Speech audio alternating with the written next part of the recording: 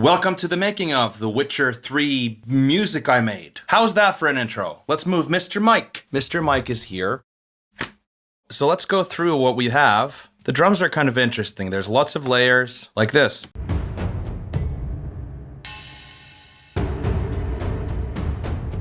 They have a huge space and they're layered. Some drums in the center, some in the right, some in the left. Then it gets huge over here.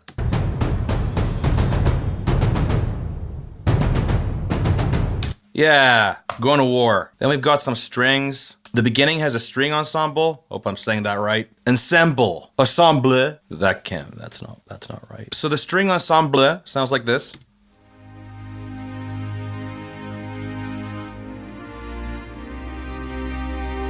Very pretty. Spitfire strings. In case that came out of context, I use Spitfire strings for my virtual strings. Spitfire strings! Then there's the hero segment that has all kinds of stuff going on in separate string sections. Violins, a viola. I've said viola many times, but now I'll get it right. The lead part is on the viola. That was a mix between two different virtual instrument libraries. Then we got cello and double bass.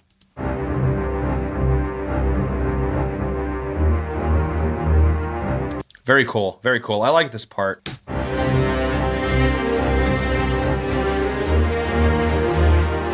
As I mentioned on the primary Witcher video, my goal is to get a violin, learn how to play the basics, and layer that on top of virtual strings. And we'll see how that goes, but that would be amazing to layer real strings on top of this, make it cost efficient, but we'll see if I'll be any good. I don't know. Then we've got some horns.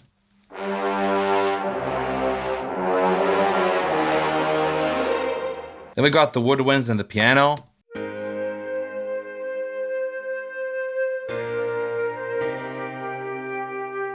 A little bit embarrassed about the woodwinds. I don't have very good woodwind plugins at the moment, so I look forward to get better ones and maybe learn some kind of a flute myself. That would be really great. And if I have the drive, I think I can learn it. Oh, then there's a little harp.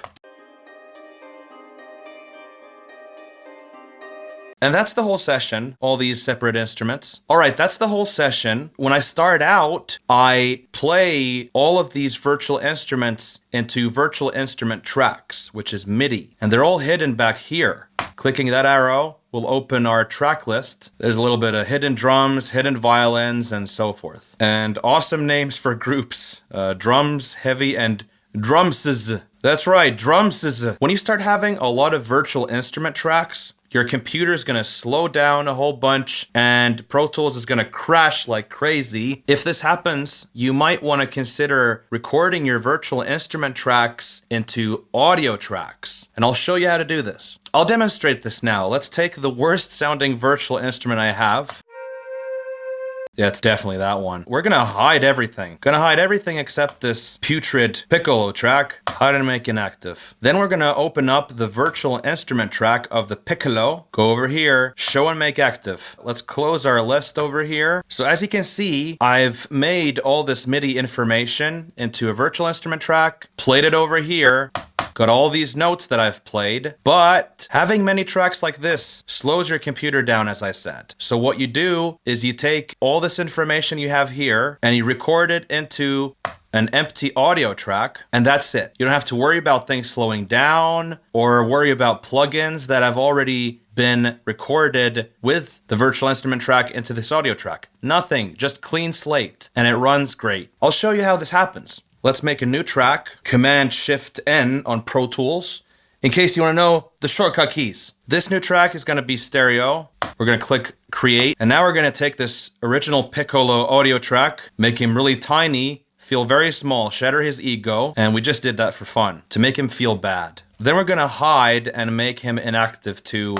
kind of just kill him. It's pretty rude. I don't know what I'm talking about. Now, we need to record this track's information into this one. How do we do that? Well, we need to put this track's output into a bus. What's a bus? A bus is basically a virtual cable. That's how I was taught in school. So let's pretend that this piccolo track is a guitar and you put a cable on it, which is the bus, and that goes into your amplifier, which is the audio track. And it's kind of like you're recording your guitar into the amplifier. I know it's not the best comparison, but just try to understand that a bus is a virtual cable. You plug things to other things.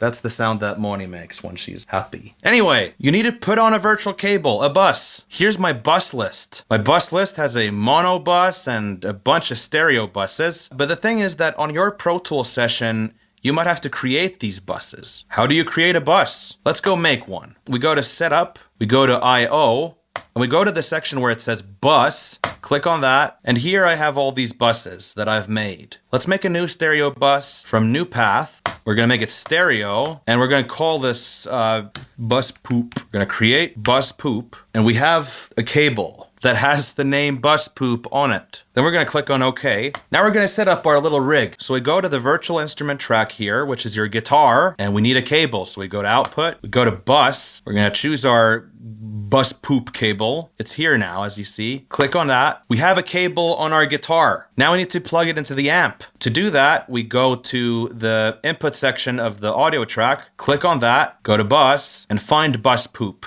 That's all. Another easy way to think about this is in terms of inputs and outputs. You have sound on this track. Your sound needs to come out of this track. So output section, go through the bus to get the virtual cable, and you're putting your sound into another track. So you're in the input section of that track, and you've selected your poop cable.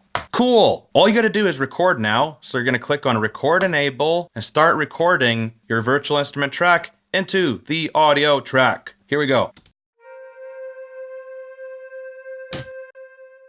That's it. You're done. Now that you know that, you can do this to every single virtual instrument track you have. This is awesome. I do this all the time. So that's that. My session looks really weird right now. I ought to fix this if I want to make some changes. But that wraps up this session and my little tutorial on buses. Now I have a bus called Bus Poop in my list. Let's get rid of that. Goodbye, poop. Okay. But I ain't got nothing else to tell you this time. Thanks for watching. I hope you learned something as well. And I hope that you have a good day, and I'll see you on the next one.